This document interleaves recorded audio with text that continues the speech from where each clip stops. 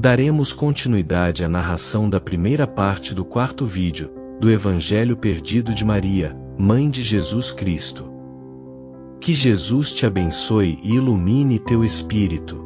Amém. Capítulo 12. Maria além do cristianismo. Há um fato que surpreende muitas pessoas quando o ouvem pela primeira vez. Maria, a mãe de Jesus, é a única mulher mencionada pelo nome no Alcorão. E não apenas mencionada, mas tem um capítulo inteiro dedicado a ela. A Surata 19 se chama Maria. No Islã, Maryam bin Imran, Maria, filha de Imran, é considerada uma das 4 mulheres mais perfeitas que já viveram. Esta lista de 4 mulheres paradigmáticas aparece nos hadites, os ditos atribuídos ao profeta Muhammad. O Alcorão apresenta o relato da Anunciação com detalhes notáveis. Descreve Maria retirando-se para um lugar isolado, onde recebe a visita do Espírito Divino. A concepção, o parto solitário sob uma tamareira e o retorno com a criança à sua comunidade, são narrados com uma atenção aos detalhes humanos, que muitos leitores consideram surpreendente em um texto teológico tão sistemático quanto o Alcorão. Quando as dores do parto a levaram ao tronco da tamareira, ela disse: "Quem dera eu tivesse morrido antes disto e me tornado algo esquecido e esquecido." Então ele a chamou de baixo: "Não te aflijas, pois teu Senhor fez brotar um rio aos teus pés." Estas são as palavras do Alcorão, Surata 19, versículos 23 e 24. O que é especialmente significativo para o tema do manuscrito de Palmira é que o Alcorão apresenta uma Maria que fala, que sente, que tem medo. Ela não é a figura silenciosa do cânone cristão. Ela é uma mulher que expressa sua angústia, que duvida, que pede sinais. Essa descrição ressoa com a voz do manuscrito de Palmira de maneiras que os estudiosos consideraram notáveis. O professor Tarif Khalid, da Universidade Americana de Beirute, em sua obra de 2001, O Jesus Muçulmano, publicada pela Harvard University Press, observou que as tradições islâmicas sobre Maria podem preservar elementos da mesma corrente da tradição oral mariana do Oriente Próximo, que deu origem ao manuscrito de Palmira. Ambos os textos exibem uma voz mariana mais ativa, mais emocional e mais humana do que os evangelhos canônicos. Independentemente da resolução acadêmica sobre o manuscrito de Palmira, a figura de Maria exerceu uma influência na arte, na música, na arquitetura e na espiritualidade humana, que não encontra paralelo na história cultural do Ocidente. A imagem da Virgem com o menino é provavelmente a imagem mais reproduzida na história da humanidade. Os grandes pintores de todos os séculos recorreram a ela como a uma fonte inesgotável. Dos ícones dourados de Bizâncio, passando pela Virgem das Rochas de Leonardo da Vinci, a Capela Sistina de Rafael, a Pietà de Michelangelo, até as interpretações contemporâneas que a apresentam em contextos modernos e multiculturais. As maiores catedrais da Europa levam seu nome: Notre-Dame em Paris, Notre-Dame em Chartres, a Basílica de Santa Maria Maior em Roma. Essas não são construções menores, são os monumentos mais importantes da civilização ocidental, construídos ao longo de séculos por gerações inteiras de arquitetos, escultores e filósofos, todos trabalhando para honrar uma mulher que proferiu 4 frases nos evangelhos canônicos. Por quê? Porque uma figura tão silenciosa no texto sagrado gerou uma tempestade de criação cultural.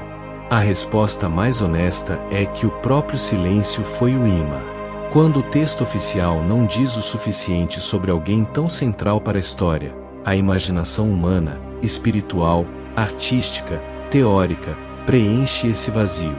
As catedrais, as pinturas, as novenas, os rosários, as aparições marianas em Lourdes em 1858, em Fátima em 1917, em Guadalupe em 1531, em Medjugorje desde 1981. Todas são respostas a esse vazio narrativo. Todas são maneiras pelas quais a humanidade tentou dar voz àquela que o texto oficial silenciou. O teólogo jesuíta Karl Rahner, expressou isso de forma poderosa em uma entrevista publicada na revista Estime Enderce. Em 1979, a devoção mariana não era um erro da teologia. Era a sua correção. A teologia oficial silenciou Maria. A devoção popular recusou-se a aceitar esse silêncio.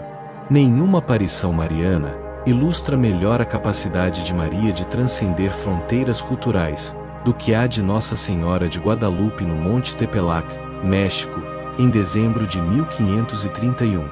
Juan Diego Cuauhtémoc, um homem anárac recém-convertido ao catolicismo, descreve o encontro com uma mulher cuja voz falava em sua própria língua, que conhecia os nomes de seus ancestrais e deuses, que se apresentou não com os títulos europeus da Virgem, mas com uma identidade que ressoava com a espiritualidade indígena, Mãe de Deus e Mãe de todos os povos, uma presença que habita as montanhas e os lugares sagrados.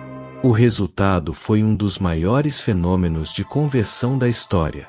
Nos anos que se seguiram a 1531, milhões de indígenas mexicanos abraçaram o catolicismo, não por terem sido conquistados, mas por terem ouvido uma voz em sua própria língua que lhes falava com familiaridade e amor. A imagem de Nossa Senhora de Guadalupe, impressa através de Juan Diego, recebe entre 20 e 22 milhões de visitantes anualmente na Basílica da Cidade do México. Uma mulher que proferiu 4 frases nos evangelhos canônicos, que tem uma sura inteira no Alcorão, cuja voz talvez tenha sido preservada em um papiro que sobreviveu 18 séculos no deserto de Palmira, e a quem 22 milhões de pessoas visitam a cada ano. O silêncio de Maria no texto sagrado oficial não silencia Maria, simplesmente não pode. Capítulo 12. Reflexão final. Ao final desta jornada, do deserto de Palmira às catacumbas de Antioquia, dos papiros aramaicos às aparições nas colinas do México, surge uma questão que é ao mesmo tempo histórica e profundamente pessoal. O que Maria nos ensina sobre a fé? Não a Maria doutrinária, aquela encontrada em credos e dogmas, mas a Maria histórica, a mulher real de Nazaré e Séforis, que criou um filho na Galileia do primeiro século, que o acompanhou em seu ministério, que o viu morrer, que sobreviveu a ele.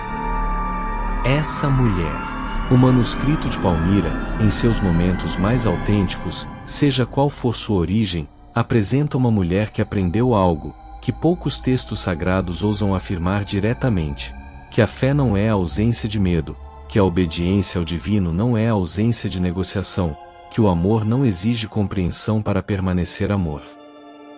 Uma mãe que viu seu filho morrer da maneira mais brutal, que sua sociedade reservava aos criminosos mais perigosos, que sobreviveu, que permaneceu parte da comunidade que seu filho havia formado, que estava no cenáculo quando chegou o Pentecostes, que continuou vivendo anos depois de tudo o que amava ter sido violentamente arrancado de sua vida.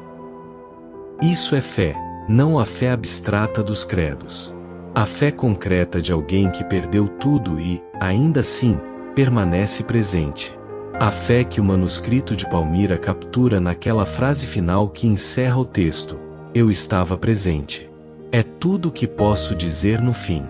Eu estava presente numa era de distrações infinitas, de presença digital e ausência real, de relacionamentos mediados por telas e atenção dividida entre 1000 coisas simultaneamente. Essa frase soa como um antigo e absolutamente contemporâneo mandamento espiritual. Não se pede que você entenda tudo. Não se pede que você não tenha medo. Não se pede que você não negocie, não duvide, não sofra. Pede-se apenas que você esteja presente. Isso, no fim das contas, é o que o Evangelho perdido de Maria nos deixa. Não uma doutrina, não uma contradição. Não um escândalo, mas um convite. Um convite para estarmos completos, dolorosamente, amorosamente presentes na vida que temos. E há algo mais que este texto nos deixa, algo que nenhuma análise acadêmica consegue captar completamente. Isso nos deixa com a imagem de uma mulher que escolheu lembrar que, em meio à dor mais extrema que um ser humano pode experimentar, a dor de perder um filho da maneira mais brutal, ela escolheu não esquecer, escolheu preservar, escolheu que suas palavras, sua voz, sua perspectiva, sua própria humanidade, não desaparecessem no silêncio que o mundo oficial havia preparado para ela. Isso em si é um ato de fé. Não a fé proclamada dos púlpitos. A fé que se senta no chão do deserto, sela um pote de barro com betume negro e confia que um dia, em algum século, alguém acertará o ponto certo e ouvirá algo diferente. A pergunta que Maria gostaria que você se fizesse não é se o manuscrito é autêntico. A pergunta que Maria gostaria que você se fizesse é esta: você está presente em sua própria vida? Você olha para as pessoas que ama, com a mesma atenção com que ela olhou para seu filho enquanto ele carregava a cruz? Você guarda na memória as palavras que merecem ser guardadas? Porque, no fim, é isso que o Evangelho perdido de Maria nos pede. Não que mudemos nossa teologia, mas que expandamos nossa presença. Antes de prosseguir, se este documentário impactou você, reserve um momento e escreva nos comentários a palavra ou frase do manuscrito que mais lhe tocou. Apenas uma palavra, com a maior sinceridade possível. Isso nos diz mais do que qualquer estatística sobre se estamos fazendo algo que vale a pena. Epílogo. Retornamos ao deserto de Palmira, ao calor de agosto de 1978, ao jarro de barro selado com betume preto. Alguém, em algum momento nos primeiros séculos do cristianismo, decidiu que essas palavras não deveriam se perder. Escreveram-nas ou mandaram escrevê-las, selaram-nas, enterraram-nas não para serem destruídas, mas para serem preservadas. Esse ato de preservação é, em si, uma declaração. Diz: isto importa, estas palavras importam, esta voz importa, mesmo que o mundo oficial não queira ouvi-la. E então, 18 séculos depois, uma picareta atinge algo que soa diferente, e o vaso emerge à superfície, o selo se rompe e as palavras respiram novamente. Quer estas palavras tenham sido proferidas por Maria de Nazaré, ou por uma pessoa anônima do século II, que a amava o suficiente para lhe dar voz, a verdade espiritual que contém é a mesma. O amor que permanece até o fim é um amor que merece ser lembrado. Os grandes mistérios da fé não são desvendados, são aprofundados. A questão não é se o manuscrito de Palmira é autêntico em todos os seus detalhes históricos. A questão mais importante é o que ele nos diz sobre o que os seres humanos sempre precisaram ao se aproximarem do sagrado. Precisamos de humanidade. Precisamos que o divino tenha sido tocado por mãos reais, carregado por um corpo real, amado por uma mãe real. Precisamos saber que quem quer que tenha trilhado aquele caminho até Gólgota, foi observado por alguém que o amava, que não estava sozinho naquele momento final, que havia olhos que nunca o abandonaram, que havia mãos que queriam alcançá-lo, mas não conseguiam, que havia um coração que continuou batendo depois que o seu parou, não por escolha, mas porque o amor não tem um botão liga e desliga. O manuscrito de Palmira, com toda a sua complexidade e perguntas sem resposta, nos dá isso. Uma mãe, sua memória, seu amor e a decisão de alguém, há quase 2000 anos, de que isso não deveria ser esquecido. Eu estava lá.